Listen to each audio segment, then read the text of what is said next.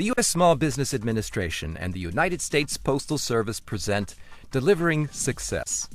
Promoting and growing your business is perhaps one of the most challenging aspects of small business ownership. These three entrepreneurs have found success through innovative ways to promote, market, and grow their businesses. Brenda Reynolds' passion for chocolate led to sweet success. Brenda started her business with assistance from SBA's resource partner, SCORE, Counselors to America's Small Business. Her unique promotion efforts led to business growth. We started about 2.5 years ago, our first location, making chocolate confections. About a year ago, we opened our second location where we also retail our chocolate confections. Initially, when we're going to start a promotion, I consult with my marketing consultant, and her and I usually decide what the promotion's going to be and then design the layout. Usually anytime we're introducing maybe new chocolates, if we're actually working on a new line of flavored chocolates at this point, once the line is completed, then we'll do a mailing, a direct mail campaign. We'll also, anytime we're updating our brochure, when we opened the second store, we did a direct mail campaign to let them know that we were at a second location. Probably one of our biggest, most successful promotions that we do is our birthday celebration. Each year on our anniversary, we send out a postcard announcing that it's our first year, our second year, our third year anniversary, and we have a birthday celebration with free cake and ice cream for all our customers. We also incorporate a drawing for 12 pounds of chocolate. The drawing's held on that day from the postcards that we mail. We mail a postcard to each of the customers. When we initially opened downtown, for us, we could acquire a zip code mailing list because we wanted to target the people that are in the area and let them know that we were here. And that's basically, if we move into a new area, we do that. When we opened the second location, we acquired mailing lists from the Blade, from our local newspaper, and it was by zip code. Those are the first people that you want to target, I think, is the people in the area, because they're going to be your regulars. We've tried different forms of advertising and marketing. We've tried radio and really didn't see a whole lot of results. We've done a lot of print media and didn't feel like we were really getting back what we were putting into it. So we started doing actually more mailings. You get something in the mail, a coupon or a promotion. Normally you don't toss it. You stick it on your refrigerator, you stick it in your date book so you can remember. We have a drawing for 12 pounds of chocolate. It says in very big letters, win 12 pounds of chocolate. It's important for them to see something simple and quick that they notice right away, that it's not buried in a text that they have to read the whole thing to find what you're offering or what you want them to know. We have a flower shop that we do cross promotions with at Sweetest Day. We offer a 1-pound box of chocolates and a dozen roses for a specific price, and we use their mailing list and our mailing list, so we now are reaching our customers, but we're also reaching their customers, and they're now reaching our customers. The guys loved it because it was a one-stop. You could stop at the flower shop and get your chocolate and your flowers, or you could stop at the chocolate shop and get your chocolate and your flowers. It's really important to measure.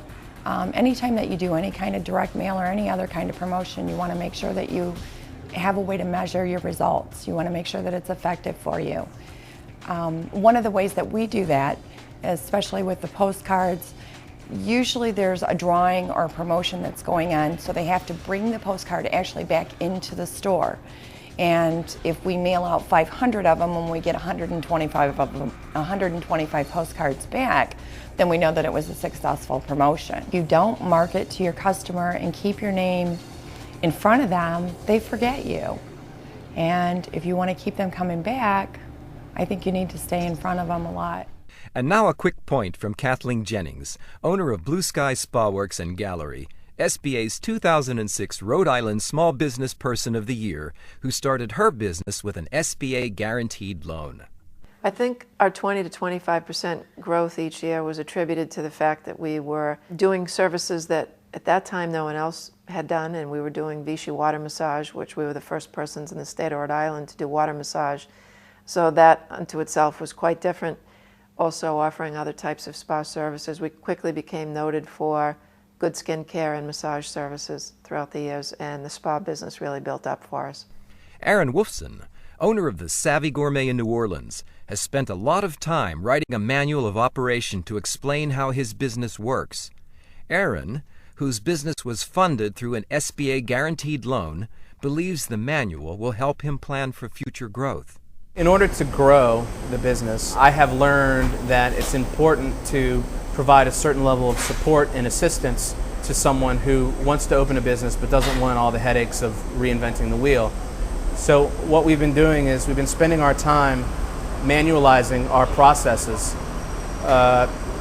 spending time documenting how we do what we do so that we can create a document, a manual that we can give to somebody in Kalamazoo and say, here's how you run a Savvy, and then go give them training, give them support, and be there for them as they open their business. Because I feel as though we have suffered through our own mistakes, and I'd like to spare others from having to go through those same problems as they open their businesses. We've almost completed the task of coming up with a manual of how we run things. And that's a changing document, just like a business plan. It's always changing. It's always being updated. As we hire new staff that come up with good ideas, we incorporate that into the manual. And I suspect that it'll continue to change as we move forward. But the most important thing, I think, is you can't expect to train someone else how to run a business if you can't articulate how you do it yourself.